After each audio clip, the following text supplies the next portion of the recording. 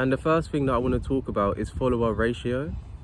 So for example, when you look at other people's profiles, they have an online profile showing their lifestyle, showing how they look like, and then you investigate further and you start to figure out who follows them and who follows them back.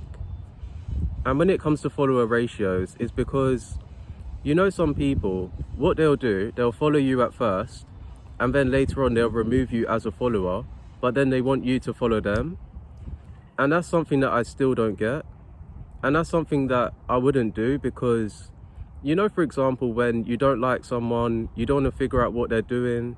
So what I would do if I don't like someone, I wouldn't just let them follow me to see what I'm up to, because I'm not following them in the first place. And when it comes to status, it's because that's not a good way of how to really build your status.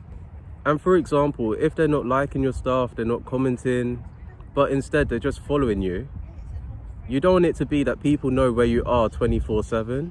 So the next point that I want to make, it relates to follower ratios, but this is more towards the people that you're following. So if you're following models that don't really know you and you're spamming comments, that is low status behavior. So one of the low status things that I've done is double messaging people, and sometimes I'm messaging people that barely have any interest.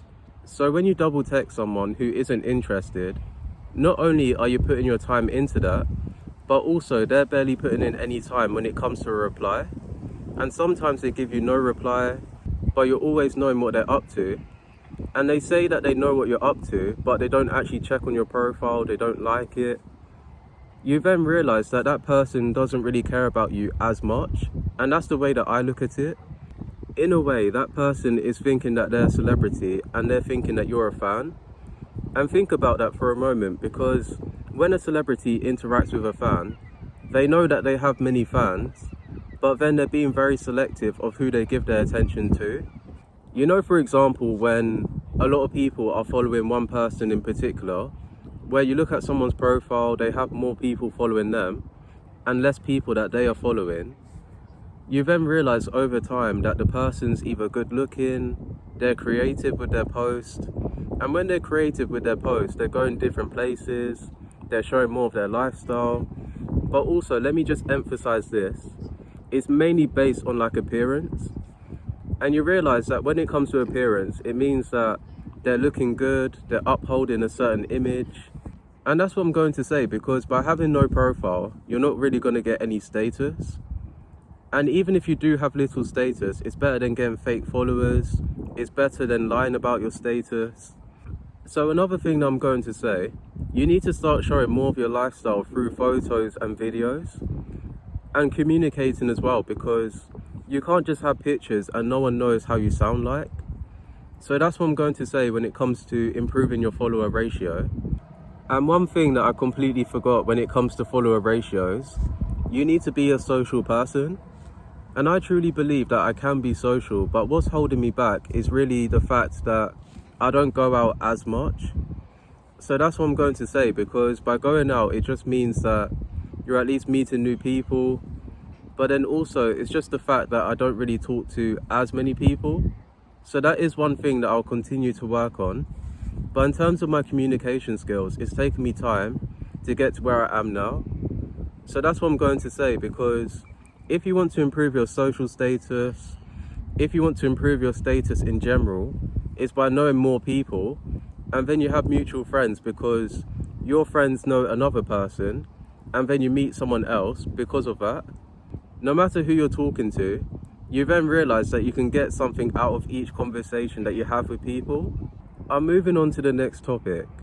So for example, when you have high status but you have low status behavior, this could be simping, because you know that someone else doesn't really like you like that, but then you're trying to win them over, you're trying to change their mind. And when it comes to simping, it's because you already know that person doesn't like you like that. And you need to understand that no matter what you do for people, it doesn't really change their mind.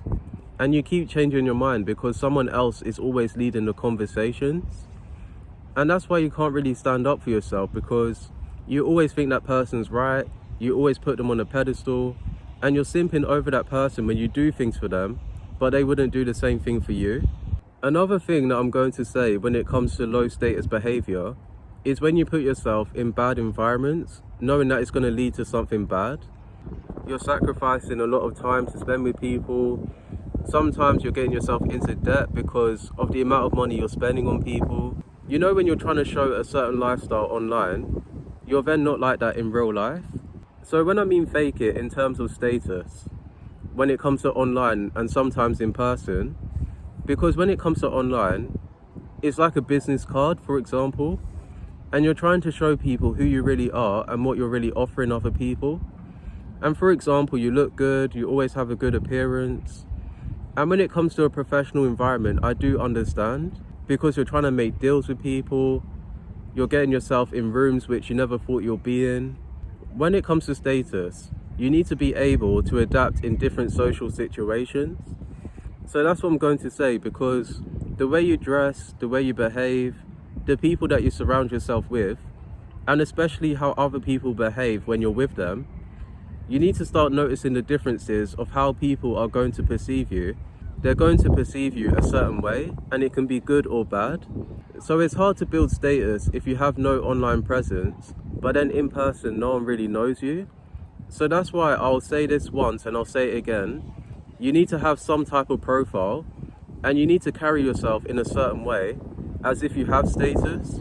It's better for you to have low status and then pretend that you have high status, rather than having high status but you're acting like you're low status.